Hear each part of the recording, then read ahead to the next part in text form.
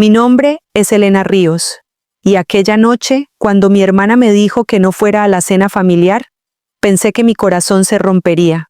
No sabía que era el inicio de un torbellino que nos arrastraría a todos, revelando una verdad que había estado oculta durante décadas. Había volado desde Sevilla hasta Madrid, diciéndome que sería una noche tranquila, una más de esas donde mi presencia apenas se notaba. Pero esta vez, mi hermana no quería ni siquiera eso. Fue un mensaje de texto, frío como el granito de Sierra Nevada en invierno. No vengas a la cena, no te queremos aquí. Mi hermana, la dulce y encantadora Sofía, la niña de oro de la familia, lo envió, y justo debajo, un pequeño corazón rojo, la confirmación de que mi madre lo había aprobado. Ni una pregunta, ni una disculpa, ni un intento de suavizar el golpe. El silencio del grupo familiar lo dijo todo. Todos estaban de acuerdo, y nadie iba a dar explicaciones. Me quedé allí, en la puerta de mi apartamento, con el teléfono en la mano, mientras el mundo a mi alrededor seguía su curso normal. La gente reía en la calle, los coches pasaban, la vida seguía, pero la mía acababa de dar un vuelco silencioso e irreversible. No me estaban excluyendo de una cena, me estaban borrando de la familia. Pero lo que ellos no sabían era que esa noche yo llevaba conmigo una verdad que, una vez revelada, haría temblar los cimientos de todo lo que creían tener. Y esa verdad, mis queridos amigos, tenía un precio mucho más alto de lo que jamás imaginaron. Antes de que les cuente cómo esta revelación destrozó su mundo de apariencias, quiero preguntarles a ustedes, mis queridos amigos que me escuchan, ¿desde qué ciudad me acompañan esta noche? ¿Y qué hora es para ustedes, ahora mismo? Me encanta saber hasta dónde llega esta historia. Y si lo que les cuento resuena en sus corazones, les pido por favor que dejen un me gusta y se suscriban al canal. Su apoyo es mi fuerza. Y créanme, después de escuchar lo que viene, su día estará lleno de una claridad que no tiene precio. Crecí en una casa en el barrio de La Latina, en Madrid, donde las paredes eran delgadas y las risas de mi hermana Sofía resonaban más fuerte que las mías. Mi padre, Ricardo, un hombre de campo que se hizo a sí mismo, siempre valoró el trabajo duro y la obediencia. Mi madre, Carmen, la pilar de la familia, amaba la apariencia de armonía más que la verdad que se escondía detrás. Y Sofía, 4 años menor que yo, era la niña de oro. Desde el primer día, irradiaba un encanto que cautivaba a todos. Sus caprichos eran órdenes, sus lágrimas, un llamado a la acción. Los profesores la adoraban, los vecinos la elogiaban, y hasta el panadero recordaba su cumpleaños. Yo, en cambio, era la sombra, la que se encargaba de las tareas, la que sacaba buenas notas sin que nadie las mirara, la que siempre estaba ahí para solucionar los problemas que Sofía creaba. Si ella lloraba, yo la consolaba. Si metía la pata, yo la cubría. Si mis padres necesitaban algo, no se lo pedían a ella, venían directamente a mí. Me decía a mí misma que era amor, responsabilidad, familia, pero en el fondo sabía que mi valor en esa casa venía de lo mucho que podía arreglar, no de quién era yo. Recuerdo un día, cuando tenía 8 años, que mi abuelo, un hombre sabio y de pocas palabras, me encontró en el jardín, regando las macetas. Elena, me dijo, la tierra buena no hace ruido, pero alimenta las raíces más profundas. Sus palabras se me quedaron grabadas.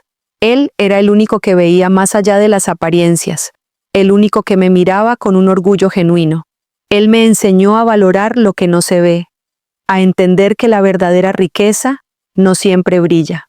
Cuando él enfermó, yo era la única que lo acompañaba al banco, que le ayudaba a revisar sus papeles, que escuchaba sus historias sobre la casa familiar en un pueblo de Andalucía, un lugar que él llamaba nuestro legado.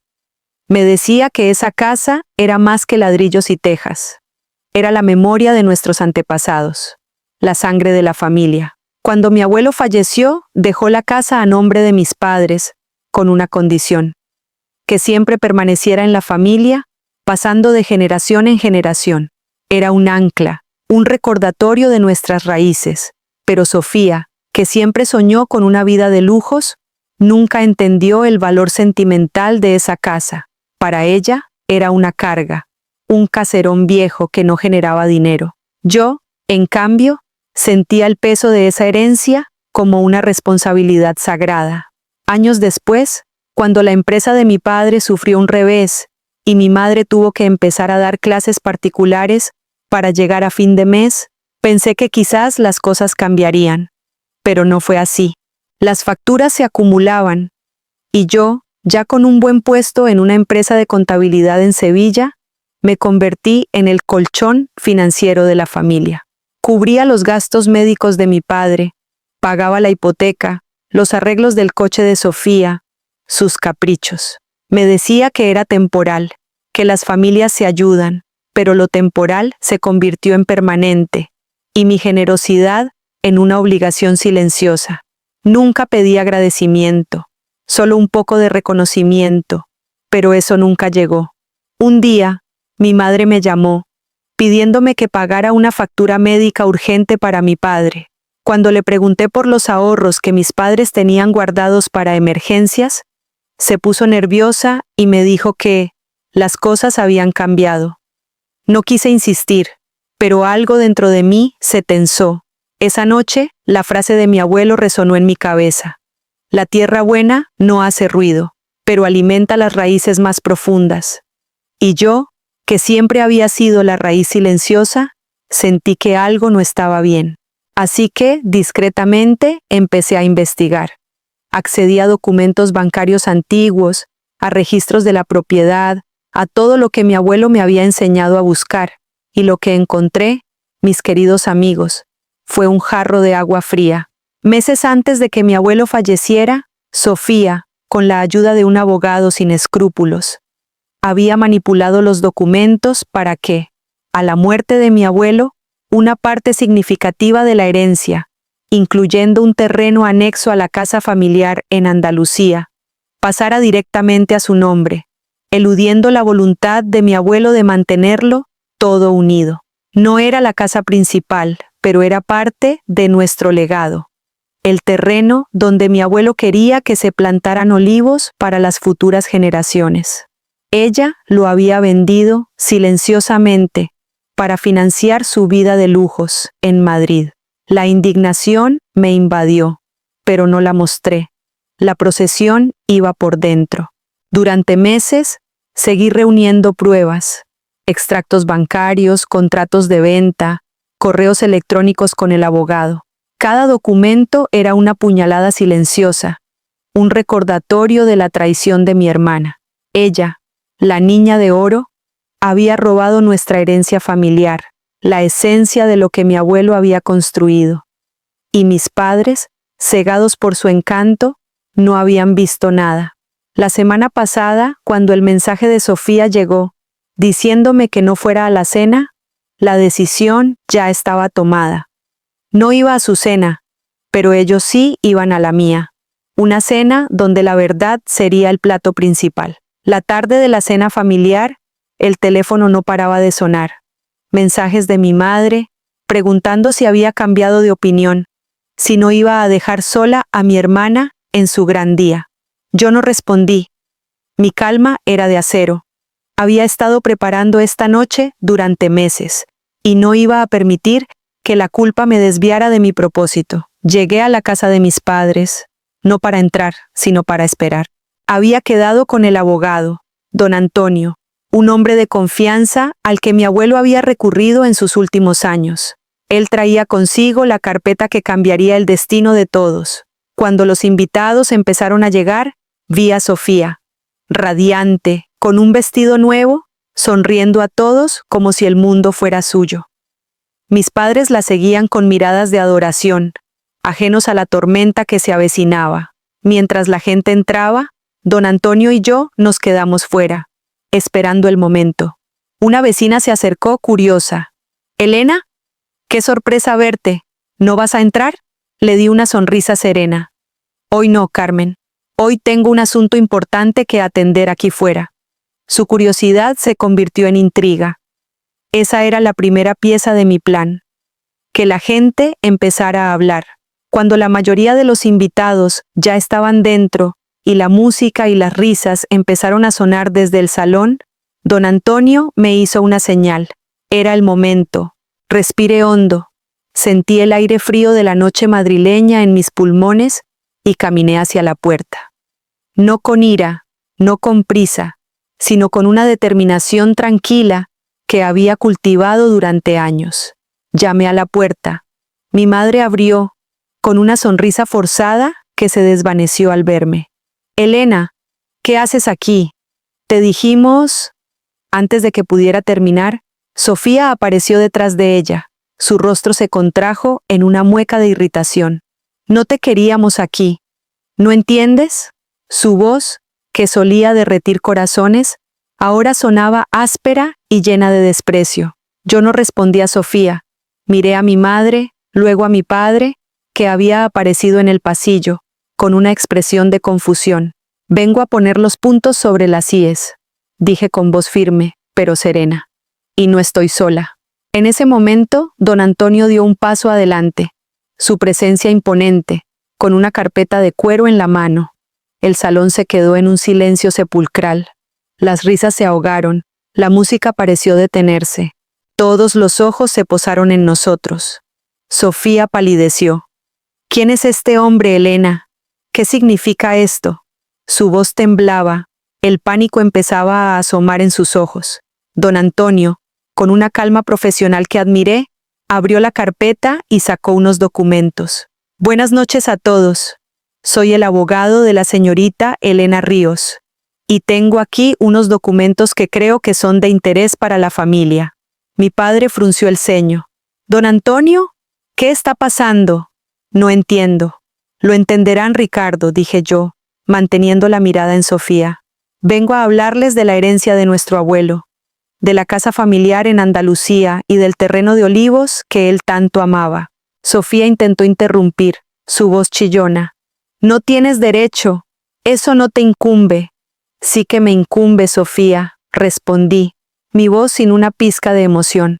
Porque lo que mi abuelo quería que fuera un legado para todos, tú lo convertiste en un negocio personal.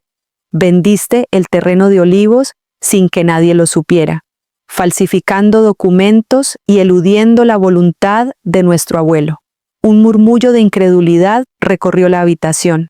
Mi madre se llevó las manos a la boca, sus ojos llenos de terror. Mi padre, que siempre había sido el hombre fuerte, se tambaleó. Sofía, con el rostro blanco como la cera, tartamudeó. Es una mentira. Ella miente. Está celosa. ¿Celosa, Sofía? Pregunté con una sonrisa amarga. ¿Celosa de la persona que robó la herencia de nuestro abuelo para financiar sus caprichos? ¿Celosa de la que dejó a nuestros padres sin ahorros para emergencias, mientras yo cubría sus deudas en silencio? Don Antonio dio un paso al frente y mostró los documentos a los invitados más que cercanos. Aquí están los extractos bancarios, los contratos de venta del terreno y los correos electrónicos que confirman la manipulación.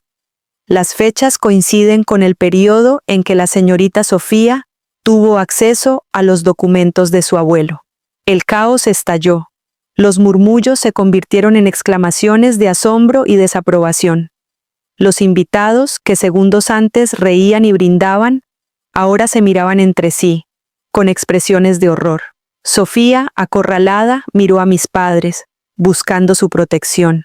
Pero por primera vez, ellos no la defendieron. Mi madre lloraba en silencio, y mi padre tenía la mirada perdida en el suelo. «No pueden hacer esto. Soy su hija», gritó Sofía con la voz rota. «Ella me está humillando. Siempre me ha odiado». «Nadie te está humillando, Sofía», dije yo, mi voz sonando como un eco en el silencio que se había formado. «Tú te humillaste a ti misma cuando decidiste que tu codicia era más importante que el legado de nuestra familia, cuando decidiste que el dinero de mi abuelo era tuyo, y no una herencia sagrada. En ese momento, Don Antonio sacó un último documento. Y aquí, dijo, está la demanda que hemos presentado por fraude, falsificación y malversación de fondos. Las autoridades ya están al tanto. La cara de Sofía se descompuso. Cayó de rodillas, sus sollozos resonando en el salón. No, por favor, no. Mis padres la miraron, no con el amor incondicional de siempre, sino con una mezcla de dolor y decepción. Por primera vez vieron a su niña de oro tal como era, una ladrona. Yo me di la vuelta. No había triunfo en mi corazón, solo una extraña sensación de liberación. La verdad, finalmente, había encontrado su camino. Los días que siguieron a aquella noche fueron un torbellino de emociones y revelaciones. La historia se extendió como la pólvora por todo el barrio de La Latina y luego por Madrid. Los mismos vecinos que antes elogiaban a Sofía, ahora la miraban con desconfianza. La reputación de la niña de oro se hizo añicos en cuestión de horas. Mi teléfono no paraba de sonar. Llamadas de parientes lejanos, amigos de la familia, incluso algunos periodistas. No respondía ninguno. Necesitaba espacio, no para regodearme en la victoria, sino para asimilar la quietud que por fin había encontrado. Mis padres, por su parte, estaban devastados. Mi madre, que siempre había sido la defensora incansable de Sofía, no podía levantar la cabeza. Se pasaba el día en silencio, mirando por la ventana, como si buscara respuestas en el cielo. Mi padre, el hombre que siempre había evitado el conflicto, se sentía traicionado y humillado. No sabíamos, Elena, me dijo en una de las pocas conversaciones que tuvimos. Ella nos manipuló, nos cegó con su encanto. Sus palabras me dolieron, no por la acusación, sino por la triste verdad que contenían. Ellos habían permitido que la ilusión de una hija perfecta les impidiera ver la realidad. Sofía, por supuesto, intentó defenderse. Publicó mensajes en sus redes sociales, hablando de traición familiar y celos destructivos, intentando pintar una imagen de víctima.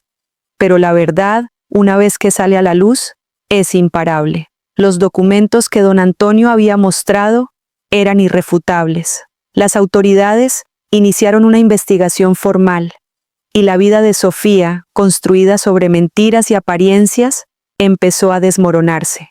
Perdió su trabajo en una prestigiosa empresa de eventos.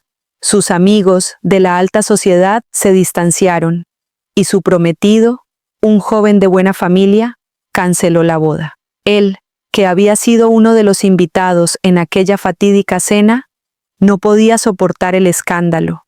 Sofía, la que siempre había tenido todo, ahora no tenía nada. Yo, mientras tanto, seguía con mi vida en Sevilla. Mi trabajo en la contabilidad me mantenía ocupada, pero ahora, cada número, cada informe, tenía un significado diferente. Ya no era un medio para mantener a flote a mi familia, sino una herramienta para construir mi propio futuro. Me sentí más fuerte, más dueña de mí misma que nunca. Unos meses después, la casa familiar en Andalucía se puso en venta. Don Antonio había logrado que los bienes de Sofía fueran embargados para cubrir el valor del terreno robado y las costas judiciales. Fue un golpe duro para todos, pero necesario. La casa, el ancla de nuestra familia, se vendería para saldar una deuda de deshonestidad. La noche antes de la venta, mi madre me llamó. Su voz era tenue, pero había una claridad en ella que nunca antes había escuchado. Elena, me dijo, tu abuelo estaría orgulloso de ti. Hiciste lo que nosotros no pudimos hacer. Protegiste su legado, aunque nos doliera. No le pedí que me perdonara, ni yo a ella. Solo hubo un silencio de comprensión mutua que valía más que 1000 palabras. La venta de la casa se concretó, y con ese dinero, Sofía saldó sus deudas legales. No fue a la cárcel, pero su nombre quedó manchado para siempre. Se mudó a un pequeño pueblo de la costa, lejos de Madrid, lejos de la vida que había soñado. Dicen que trabaja en un pequeño negocio local, lejos de los lujos y las apariencias. Yo volví a visitar el pueblo de mi abuelo en Andalucía. El terreno de olivos que Sofía había vendido ahora pertenecía a una fundación que lo había comprado para restaurarlo y devolverle su propósito original. Caminé entre los jóvenes olivos recién plantados, sentí el sol andaluz en mi rostro y respiré el aire limpio. No había amargura en mi corazón, solo paz. La vida me había enseñado una lección valiosa. El amor no se prueba sacrificando tu propia esencia, ni la lealtad significa callar ante la injusticia. A veces, la mayor muestra de amor es poner límites, es elegir tu propia paz por encima de la comodidad de los demás. Y el silencio, ese silencio que me había acompañado toda la vida, se convirtió en mi arma más poderosa, en el sonido de mi propia libertad. Ahora, cuando me siento en mi apartamento de Sevilla y miro las luces de la ciudad, no siento el peso de las expectativas familiares, sino la ligereza de una vida que por fin es completamente mía. He aprendido que decir no es crueldad, es respeto propio, y que la verdadera herencia no es un pedazo de tierra o una suma de dinero, sino la integridad y la paz que construyes para ti mismo. Si esta historia les ha tocado el alma, les pido que compartan sus pensamientos en los comentarios. ¿Alguna vez han tenido que defender lo que es justo, incluso si eso significaba enfrentarse a su propia familia? Me encantaría leer sus experiencias. Su voz importa. Título del video. Mi hermana me dijo, no vengas a la cena, así que revelé que robó nuestra herencia familiar. Texto para la portada del video. Grande. Mi hermana me dijo, no eres bienvenida. Así que revelé cómo robó la herencia familiar de mi abuelo. La cena terminó entre gritos y lloros. Pequeño. La niña de oro cayó de rodillas cuando llegó la verdad.